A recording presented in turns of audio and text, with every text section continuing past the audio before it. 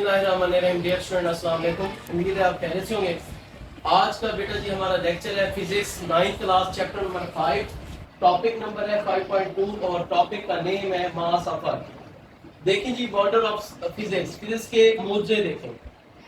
अगर ये आपको मैं सिंपल सी बात समझाने की कोशिश कर रहा हूँ कि तराजू पर आपको ठहरा दें और आपसे ये कहें, मुज़ाहिका के इस बात कहें कि आपका ये तराजू का वजन कितना है या मास कितना है, आप कहीं सर मजाक करें।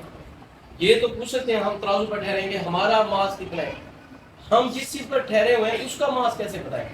लेकिन फिजिक्स ने ये पॉसिबल कर दिया। जमीन जिसके ऊपर हम चलते हैं, रहते हैं, उठते बैठते हैं, अमेरिका है, ऑस्ट्रेलिया है, यूरोप है, जितने भी ममालिक हैं, इस सब को फिजिक्स ने चंद फार्मूलों की मदद से इसको तोल लिया है, माप लिया है।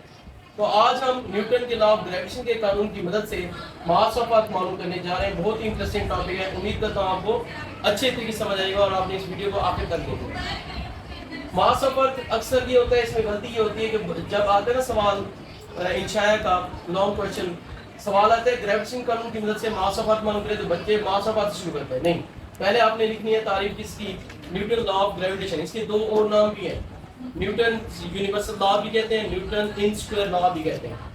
कायनात में क्या है, हर दो असाम के दरमियान कशिश की फोर्स होती है।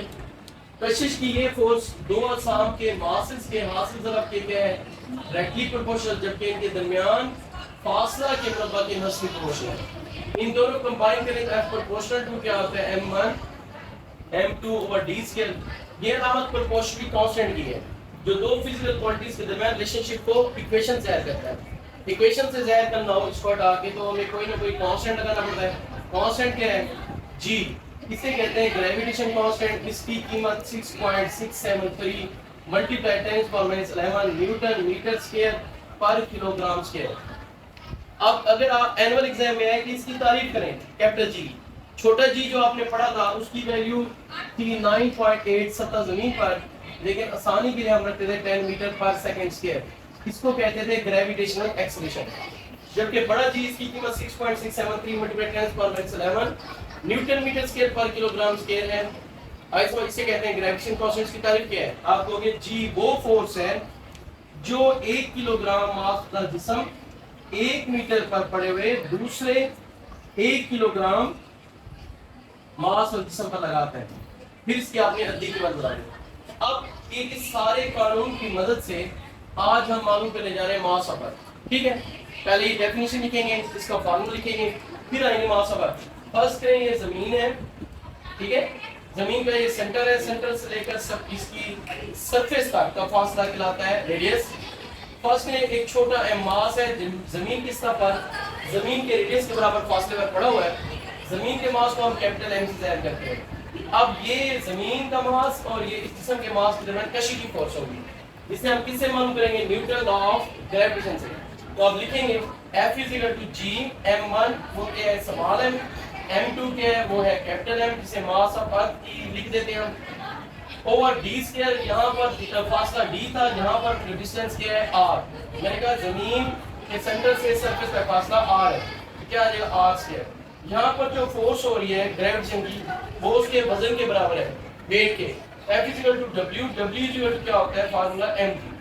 F की जगह पर क्या लिखेंगे mg, इधर क्या आएगा g small m capital M over r square. m से m कैंसिल हो जाएगा, g = g m over r square. अब इस चीज को मैं देखिए एक बॉक्स में लिख रहा हूँ, ये फार्मूला आपके कल के टॉपिक में काम आएगा कि वो बुलंदी के साथ जी की कीमत में क्या तब्दीली है, उसमें जी की कीमत में, ये याद रखें।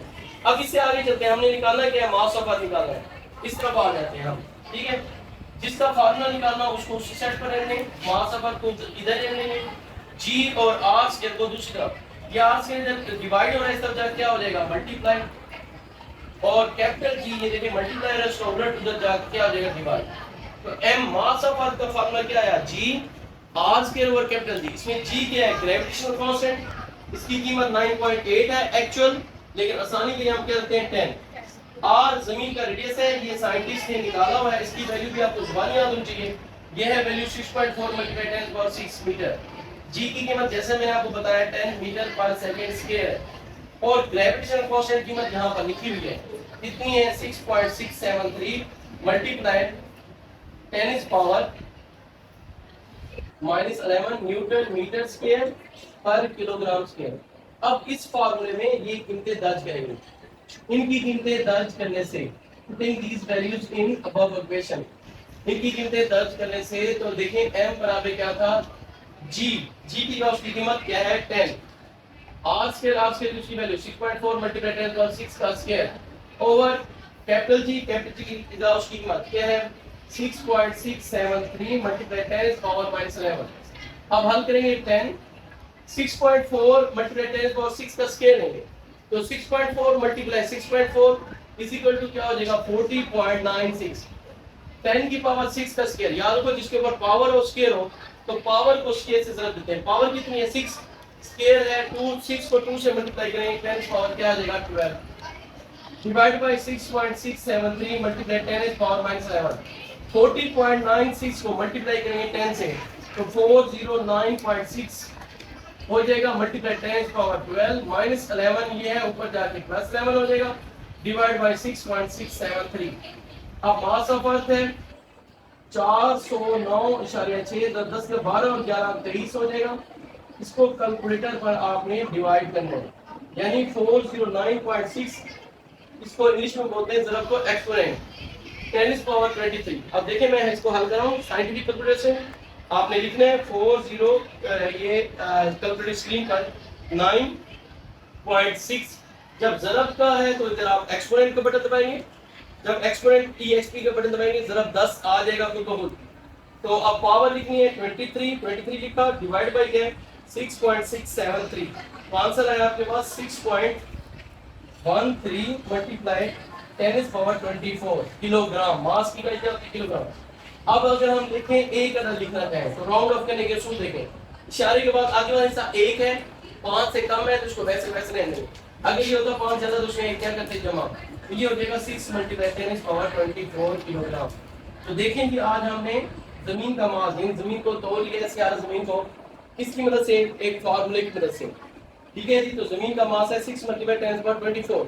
इसका मतलब क्या है यानी मास ऑफ अर्थ है 6 आगे 10 की ताकत कितनी होगी 1 2 3 4 5 6 7 8 9 10 11 12 13 14 15 16 17 18 19 20 21 22 23 24 किलोग्राम। ये इतना होगा, इतना है जमीन का मास। तो ये देखें ये फिजिक्स के वंडर है, फिजिक्स की बदौलत हमने जमीन को हाथ तोड़ लिया। इसी तरह से चंद फार्मूले की मदद से हम समंदर की गहराई भी मालूम कर सकते हैं, बगैर बोतल लगाए दरिया की गहराई भी मालूम कर सकते हैं। तो आज का टॉपिक क्या था, न्यूटन लॉ ऑफ ग्रेविटेशन के कानून की मदद से मास ऑफ अर्थ मालूम करें। तो हमने मास ऑफ अर्थ मालूम किए, इसके बेहतरीन नोट्स बन सकते हैं।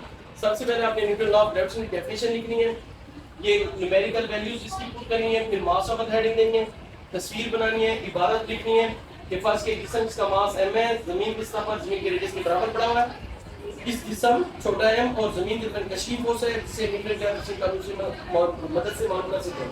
फिर ये मैथमेटिकल क्वेश्चन करेंगे बुक में जो है जहां पर फार्मूले के बाद डायरेक्ट उसने वैल्यू लिख दी है, तो आप इसमें कैलकुलेशन भी निकालें, बहुत अच्छे आपकी इंशाल्लाह एनुअल एग्जाम में बहुत अच्छे नंबर आ जाएंगे।